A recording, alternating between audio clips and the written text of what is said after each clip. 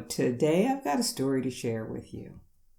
What if a 51-year-old Black American woman who believes that a bird in the hand is worth two in the bush, that you don't leave a job unless you have another one lined up, decides to up and quit her stable job and move to France and live off of savings and do this all alone? I'm going to share my story and what happens along the way. Now, if you are new to my channel, my name is Patricia Brooks, and I am an American who at 51 quit her job and moved to the south of France. And I help people now who are ready to start the next chapters of their lives living and thriving in a foreign country to move through what holds them back, and I help them to develop the skills and the habits that will allow them to not only make the move abroad, but thrive there when they get there. And on this channel, I talk about my experience moving to and living in France, and I help you to find that confidence and courage so that you can do the things that mean the most to you in life. Now, as I said, I'm going to tell my story, and I'm going to share some insights that I gained along the way. And the good news is, because my story is a journey, I have some footage I want to share with you. And that is footage of another journey that I took recently. And that was through the Pyrenees Mountains on the little yellow train, le petit train jaune. And this footage is just all footage of the scenery that I saw on that 2-hour train ride. So enjoy the view.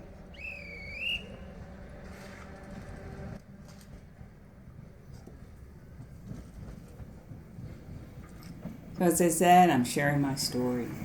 And it's a story I think that is different from other stories of people who have made a move abroad. It's different in that I was 51 when I did it. It's different that I'm a Black woman who did it.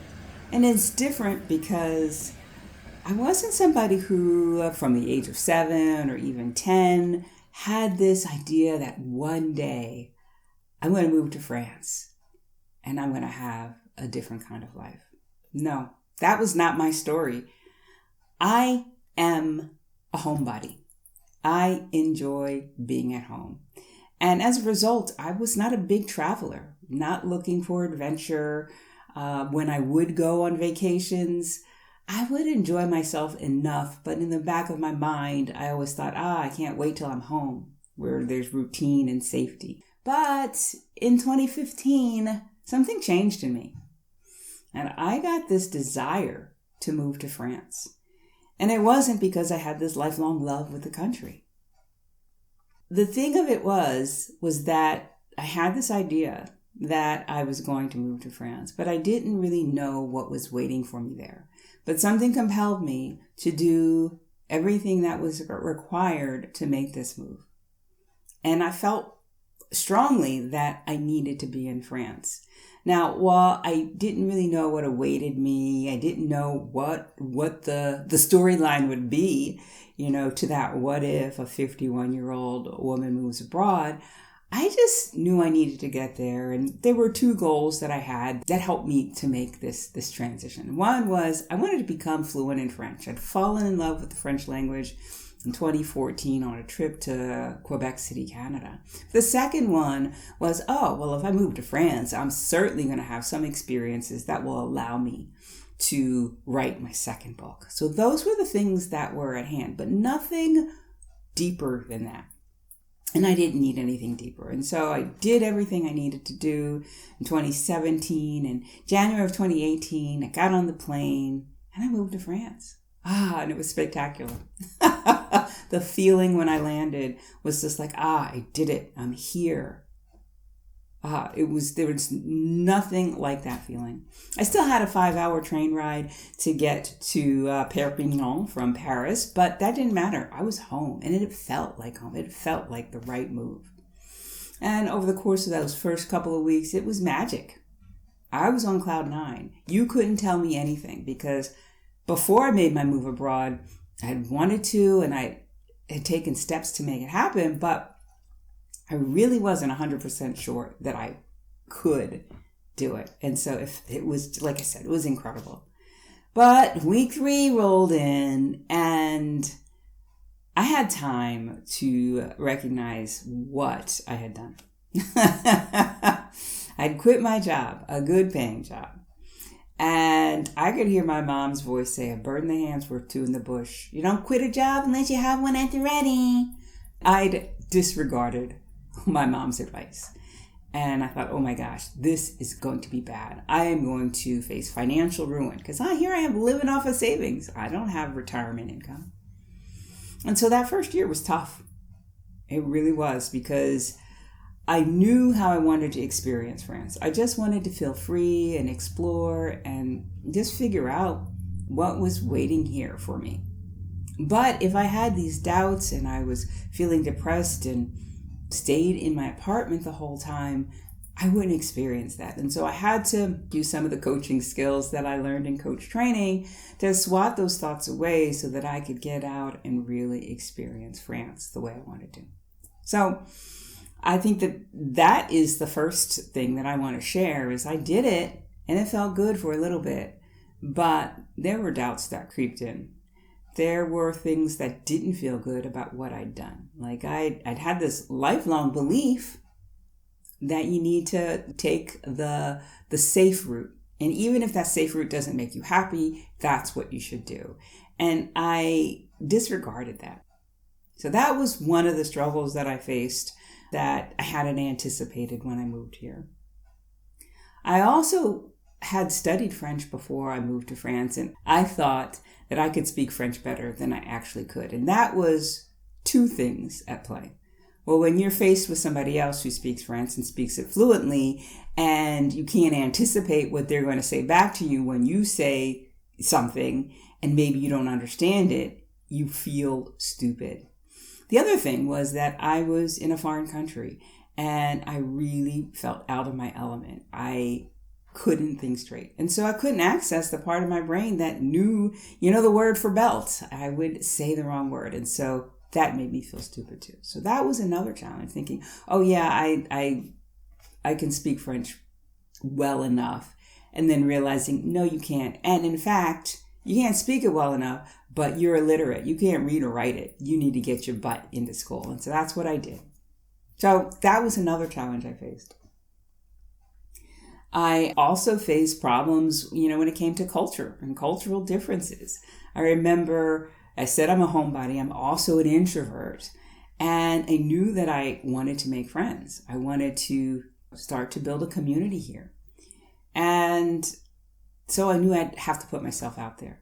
And I did. I went to a site that's similar to meetup.com here, and I found this laughter yoga class. I thought, oh, this will be great. I've never done this. It's kind of unusual, but I like to laugh, so let me take advantage of this. And when I did, I went, and there were a group of 3 or 4 people standing in a circle. I went in, I took a deep breath, and I went over and I introduced myself. Je m'appelle Patricia. And they looked at me, and I didn't smile, didn't say anything in return. And I felt like, the worst happened. But I was doing it, right? It didn't feel good. It felt awkward. Later, I'd learned that, oh yeah, typically that's not the thing you do. You might join the group with 3 or 4 people, but you're not going to share your name. Okay, lesson learned. So things like that would happen, and it would cause me to feel stupid. Can you see a theme here? Well, anyway, that was my first year, my second year. I still had some of those things going on. But over time, things changed for me. And it's been 7.5 years now that I've been living in France. And I have become fluent in French. And I did write that second book based on experiences that I had in my first year in France. So I was able to check off those goals pretty early. Now, when I claimed that I was fluent in French at the end of 2019, almost 2 years into my life here, I wasn't comfortable speaking French, but I could hold a conversation with a car insurance salesman over the phone and understand, and it was all in French. And so that to me was like, yeah, Patricia, you're fluent, you're good at this. But today, where I was then and where I am now with the language, it's night and day. It's so much easier for me to write a message in French without having to really think so much about, oh my gosh, where did I place the words?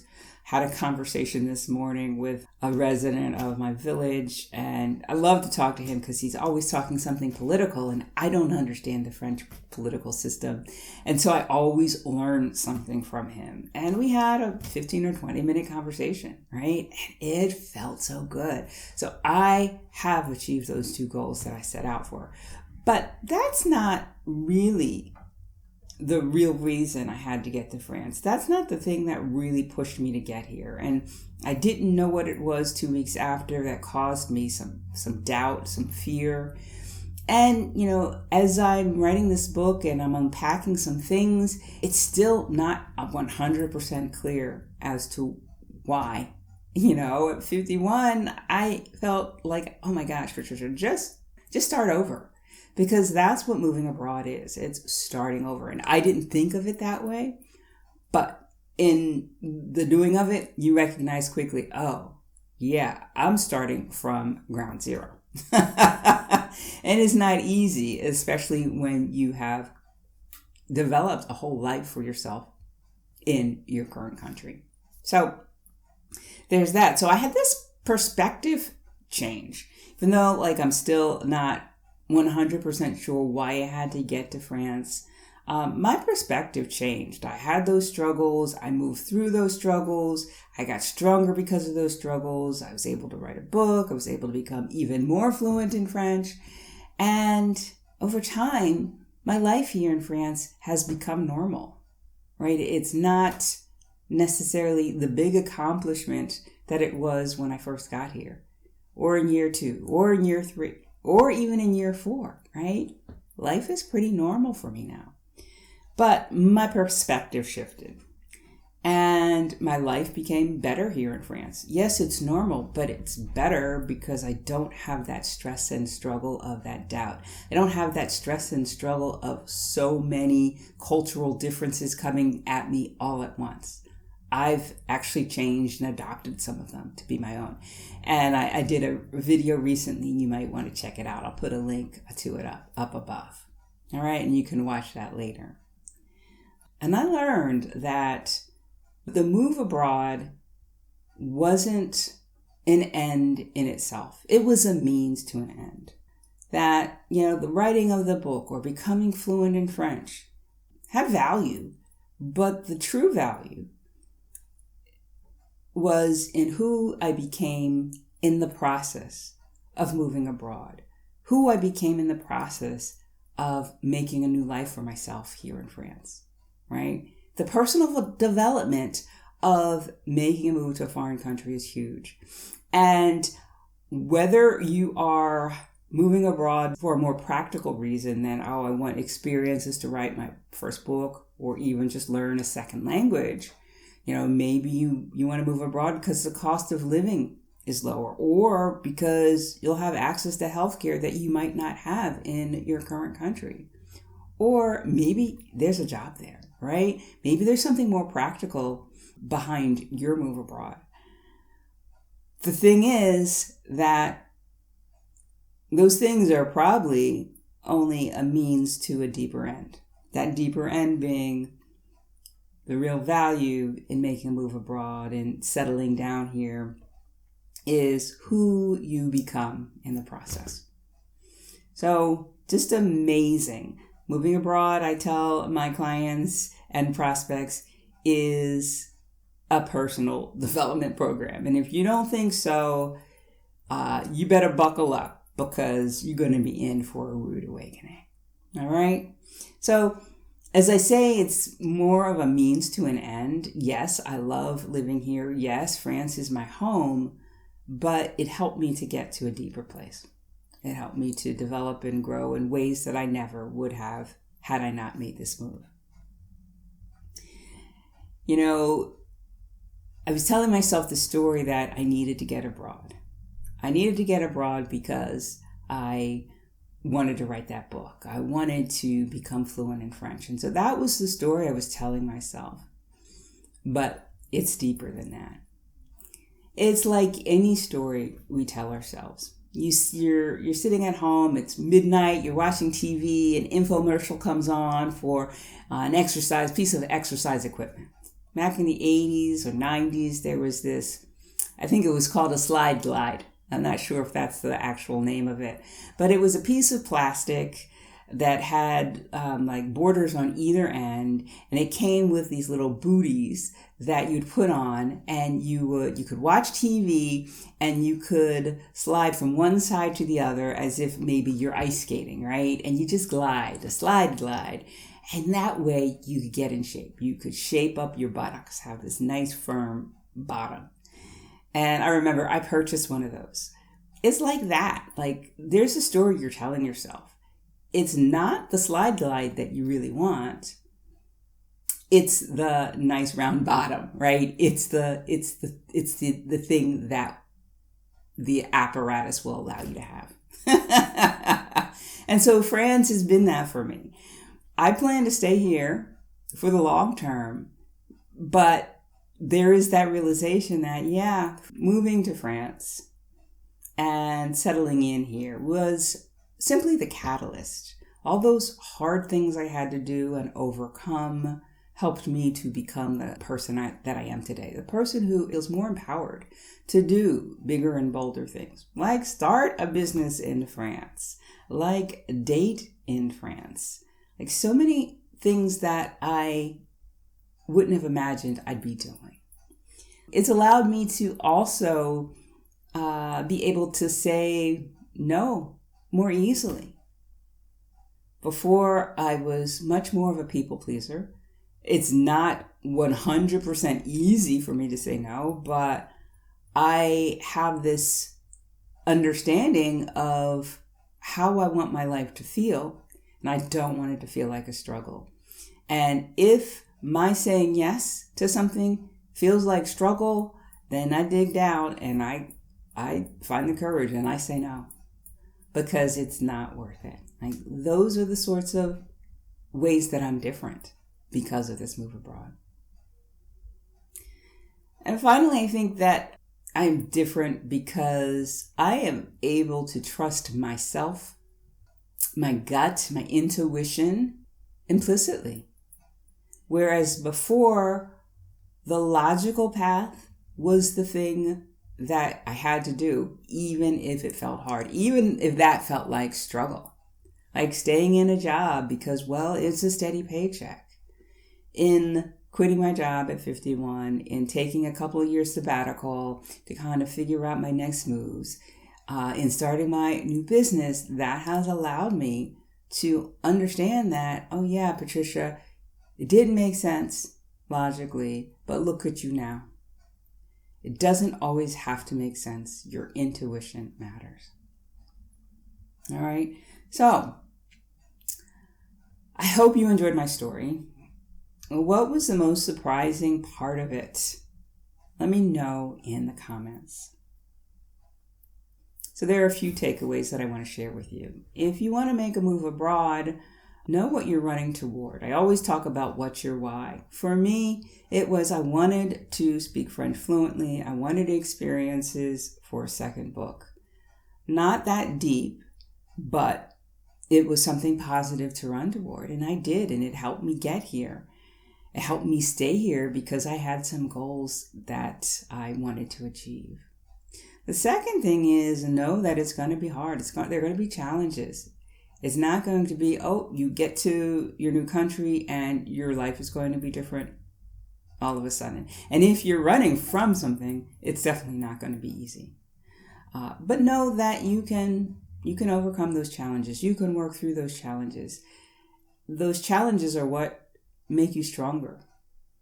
Those challenges are what help to transform who you are into somebody who is more empowered, more trusting of self, happier. Now, I help people unlock what is keeping them stuck so that they can make the move abroad. But not only that, I help them to build the habits and thought patterns so that once they get there, they can start to thrive there and they can stay the course so that they can get to a place where they recognize that, oh yeah, those things that I said I wanted in moving abroad, those were things that I achieved, but the beauty is really in who I have become because of this move abroad. I have several programs. I have the Carefree Expat Incubator Program, which is for single women who are ready to start that next chapter, but who don't want to feel like they're doing it all alone. I also have one-on-one coaching that might be right for you. In either case, you can check out my website, thecouragecatalyst.com, and see all that I offer, how I am able to help. I want to leave you with this. You've heard my story. A 51-year-old Black woman who quit her job to move to France. But there are other stories that are being told. Women who have gone through the Carefree Expat Incubator Program. Women like Shannon and Sharon and Lillian, who I spoke to live on YouTube. And you can watch those stories back. See if there's something in their story that sparks and inspires you. I'm going to put a link to those videos in the description of this video so you can check those out. And let me know what you think. I really hope that you enjoyed this video, that you enjoyed the footage of the little yellow train. And I will see you again next time. Bye for now.